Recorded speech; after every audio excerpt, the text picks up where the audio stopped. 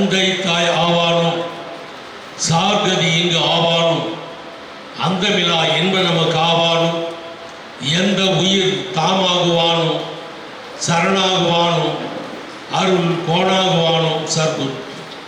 பேரன்புமிக்க சான்றோர் பெருமக்களே, தமிழ் நெஞ்சங்களே, நம்முடைய அற்புதமான இந்த இனிய விழாவினை சிறப்பாக ஏற்பாடு செய்திருக்கூடிய நமது அன்பிற்கும் மரியாதைக்கும் உரிய களஞ்சியம் அறக்கட்டளை தலைவர் அன்பு சகோதரர் பழனிசாமி அவர்களே, அகில இந்திய தமிழ்ச் சங்கத்தை நிறுவி தமிழகம் முழுக்க அல்ல, பாரத தேசம் முழுக்க அல்ல, உலகம் முழுக்க தமிழை கொண்டு செல்ல வேண்டும் என்ற ஒரு உயர்ந்த லட்சியத்தை மேற்கொண்டிருக்கூடிய அன்பு சகோதரர் அகில இந்திய தமிழ்ச் சங்கத்தினுடைய நிறுவன தலைவர் அன்பு சகோதரர் கோவிந்தராஜன் அவர்கள் உள்ளிட்ட அனைத்து பெருமக்களையும் போற்றி வணங்கி, இந்த நல்ல நாளில் திருவள்ளுவரை பற்றி சிந்திக்கின்ற இந்த நேரத்தில் காந்திஜி வாழ்க்கையில் நடந்த ஒரு சம்பவத்தை நம்முடைய அன்பிற்குரிய ஆறுமுகம் ஐயா அவர்கள் சுருக்கமாக சொன்னார்கள். காலம் கருதி டால்ஸ்டாய் அடிக்கடி கடிதம் எழுதி கொண்டே இருப்பார் காந்திக்கு. காந்தியும் அதை படித்து கொண்டே வந்தார். ஒரு நாள் அவருக்கு காந்திஜிக்கு ரொம்ப சந்தோஷம், ஆச்சரியம். அதை கடிதம் வாயிலாக கேட்கிறார், இந்த கருத்தெல்லாம் உங்களுக்கு எப்படி கிடைச்சது, அதை கொஞ்சம் சொல்ல முடியுமான்னு கேட்கிறார். அப்போ டால்ஸ்டாய் சொல்றாரு, உங்க பாரத தேசத்திலே, இந்திய திருநாட்டிலே, தமிழகத்திலே திருவள்ளுவர்னு ஒருத்தர் இருக்காரு. திருக்குறள்ல உள்ள செய்திகளை தான் நான் மேற்கோள் சில உதாரணமாக வைத்து உங்களுக்கு நான் அனுப்பி இருக்கிறேன். இது என்னுடைய கருத்து அல்ல, அது உங்களுடைய நாட்டின் கருத்து என்றார். ரொம்ப ஆச்சரியப்பட்டார் காந்திஜி. அப்படியா? உடனே ராஜாஜியை போன்றவர்கள் எல்லாம் அழைத்து அவர்கள் சொன்னார், காந்திஜி சொன்னார். அந்த விவரமெல்லாம் கேட்ட உடனே எல்லாம் எடுத்து சொல்லப்பட்டது.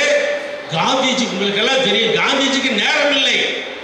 ஆனால் காலையில் எழுந்த உடனே பல் துளக்கிற நேரம் இருக்கு பாருங்க, அந்த நேரத்தை திருக்குறள் படிப்பதற்காக, மனப்பாடம் செய்வதற்காக, அதில் உள்ள அரிய சில செய்திகளை, நல்ல உயர்ந்த ஞான கருத்துக்களை எல்லாம் எழுதி வாங்கி சுவற்றிலே மாட்டி, அந்த பல்லு விலைக்கு கொஞ்ச நேரம் அந்த ஓய்வு கிடைக்கும்ல தேநீர், அந்த நேரத்திலே அவர்கள் மனப்பாடம் செய்தார்.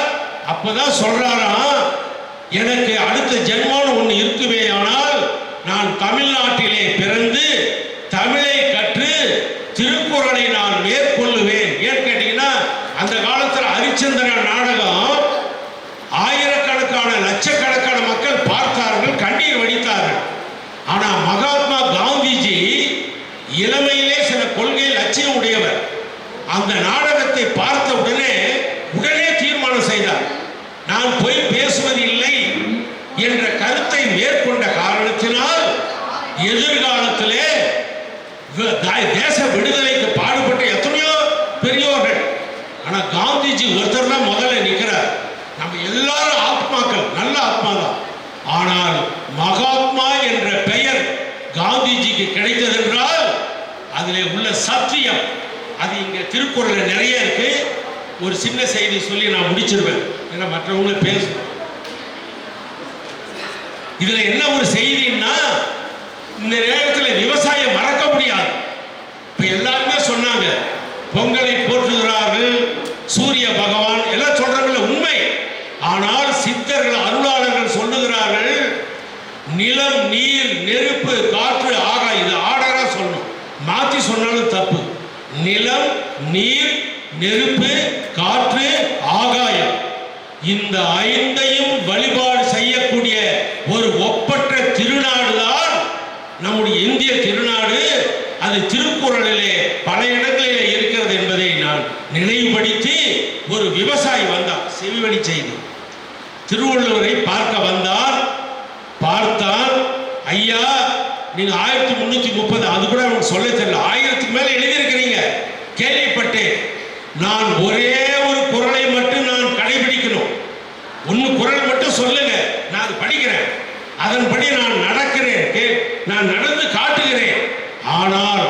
கண்டிஷன் போடுறான் திருவள்ளுவர் இடத்துல. என்னன்னா அந்த ஒரு குறளை எல்லாமே அதில் அடங்கி இருக்கணும்.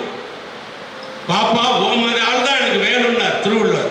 உட்காருன்னு சொல்லி அவருக்கு ஒரு குறளை சொன்னார். உங்களுக்கு எல்லாரும் தெரிஞ்ச குறள் தான். திடீர்னு கேள்வி கேட்டால் சொல்றது கஷ்டம். உங்களுக்கு தெரிஞ்ச குறள் தான் அது. என்ன தெரியுங்களா? எனக்கு ரொம்ப ரொம்ப பிடிக்கும். பொய்யாமை பொய்யாமை ஆற்றின் அறப்பிற செய்யாமை செய்யாமை நன்று. இந்த குறளை சொன்ன உடனே அவன் ஏற்றுக்கொண்டு வாழ்க்கையிலே கடைபிடித்து ஒரு அதி உன்னத நிலைக்கு, மக்கள் சேவை, மகேசன் சேவை என்று சொல்வார்களே, அந்த இதிலே அவன் ஈடுபட்டு ஒரு உயர்ந்த நிலை அடைந்தான் என்று செய்வழி செய்தி. உங்களுக்கெல்லாம் தெரியும், பெரியவர்களுக்கெல்லாம் தெரியும், நம்ம ஈக்கெல்லாம் தெரியும். திருக்குறள் முனுசாமின்னு ஒருத்தர் அந்த காலத்தில் இருந்தார். போயங்கா என்ற ஒரு பெரிய கோடீஸ்வரனை எதிர்த்து ஜெயிச்சார். கோவிந்தராஜன் ஐயாக்கெல்லாம் தெரியும், மற்றும் உள்ள பெரியவர்களுக்கெல்லாம் தெரியும். அந்த திருக்குறள் முனுசாமி ஐயா என்னுடைய குடும்ப நண்பர்.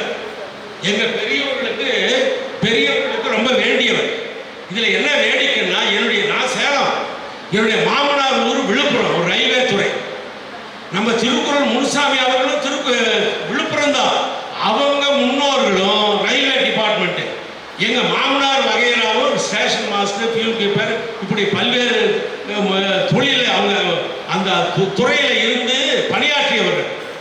அப்போ என் மாமியார் வகையிலேயே மாமனார், என்னுடைய பிரதர்களான இருக்காங்கல்ல, சகோதரர்கள், மைத்துனர்கள், அவர்கள் என்னுடைய மனைவி, அவங்க வீட்டு பசங்களோட எல்லாம் படித்தவர்கள். எதுக்கு சொல்றேன்னா, இறையார்கள் பாருங்க, அந்த வகையிலே எனக்கு தொடர்பு உண்டு. என்னுடைய முன்னோர்கள் வந்து எங்க திருக்குறள் முனுசாமிக்கு ரொம்ப வேண்டியவர். சேலத்துல ஆர்ட்ஸ் காலேஜில் வந்து அரசு கல்லூரியில் வந்து திருக்குறள் வகுப்பெல்லாம் நடிச்சிருக்கார். இப்போ எதுக்கு இதை சொல்றேன்னா, அவர் உயிர் மூச்சு என்ன தெரியுங்களா? திருக்குறள் தான். அந்த புத்தி எனக்கு வந்துருச்சு. எந்த ஆன்மீக சொற்பொழிவா எந்த ஊரா இருந்தாலும், மலேசியாவுக்கு 2012 போயிருந்தேன், உலக சித்தர்கள் மாநாட்டில். அந்த மாநாட்டிலேயே ஒரு சில குறளையும் நான் வெளிப்படுத்துறேன். உங்களுக்கெல்லாம் தெரியும், கற்பூர சுந்தர பாண்டியன், ரிட்டையர்டு கலெக்டர் ஐயா பழனிசாமி ஐயா, கற்பூர சுந்தர பாண்டியன் உங்களுக்கு தெரியும். அவர் வந்து நம்ம சொற்பொழிவுக்கு ரசிகர். அவரே சொற்பொழிவு பண்ணுவார். கற்பூர சுந்தர பாண்டியன் IAS, அது மட்டுமல்ல, அறநிலைத்துறையில கமிஷனரா இருந்தவர், ஆணையாளர் இருந்தவர், நிறைய விவரம் தெரிஞ்சவர். அதே மாதிரி நடிகர் தலைவர் சிவாஜி கணேசன் இருக்காரு, அவர் சொன்ன உலகமே தெரியும் அவரை பத்தி. அவருடைய மகன் பிரபுனுடைய சம்பந்தி நம்ம ஊருக்காரர் தான். குமாரபாளையத்தில் SSM கல்லூரி, பல பேருக்கு தெரிஞ்சது. அதை நிர்வாகம் செய்கிற SS மதிவாணன் என்னுடைய நண்பர், பழைய நண்பர். இவங்க 2 பேரும் அகில உலக சித்தர்கள் மாநாட்டினுடைய துணைத் தலைவர்கள். இவங்க மதுரையில் ஒரு மாநாடு நடந்தது, சென்னையில் சத்யபாமா யூனிவர்சிட்டி JPR அங்கேயும் நடந்தது. இந்த 2 மாநாட்டிலேயும் என்னை அழைத்தார்கள். அங்கேயும் நான் பேசுகின்ற பொழுது அங்கங்கே குறளை கொஞ்சம் தொட்டு காட்டிய உடனே அவர்களுக்கு ரொம்ப பிடித்து விட்டது. அப்பதான் 2012 மலேசியாவுக்கு அழைத்து சென்றார்கள். இது எதுக்கு சொல்றேன்னா, நான் இது 1000 கோடி மடங்கு அடக்கத்தோடு சொல்றேன். திருக்குறளை ஒருவன் உளமாற தொட்டால், முடிந்தவரை கடைபிடித்தால் அயல்நாடும் செல்லலாம். எந்த மேடையும் உங்களுக்கு சாதாரணம், கற்றோருக்கு சென்ற விடமெல்லாம் சிறப்பு. அந்த வகையில் அழைத்து சென்றார்கள். எதுக்கு சொல்றேன்னா, திருக்குறள் முனுசாமி அவர்களுடைய ஆர்வத்தை பார்த்து முன்னாள் முதல்வர் டாக்டர் MG ராமச்சந்திரன் எல்லாருக்கும் தெரியும். அவர்கள் இவரை அழைத்து இவருக்குனே ஒரு டிபார்ட்மெண்ட் கொடுத்தார் திருக்குறளுக்காக. திருக்குறள் நெறி பரப்பும் மையம், அது ஸ்டேட் லெவலில், மாநில அளவில் இருக்கக்கூடிய ஒரு பெரிய பதவி. அதுக்கு இயக்குனராக போட்டாங்க ஐயா அவர்களை. அதில் என்னையும் அழைத்து சேலத்தில் எல்லாம் கூட தியாசாபிகள் சொசைட்டியில் சில நிகழ்ச்சிகளை நடத்துனாங்க. அதில் என்னையும் அழைத்திருந்தார்கள். எதுக்கு சொல்றேன்னா, இவ்வளவு பெரிய புக்குங்க, 100 ரூபாய் தான் அந்த காலத்தில். அந்த புத்தகம் திருக்குறள் முனுசாமி அவர்கள் எழுதி ஒரு 5 நூலை என் கையில் கொடுத்து, எனக்கு ஒரு நூல் இலவசமாக கொடுத்து, நம்ம இவர் சொர்ணாம்பிகை பஸ் எல்லாம் இருக்குல்ல, ஐயா தெரியும், ஐயா பழனிசாமி அவங்க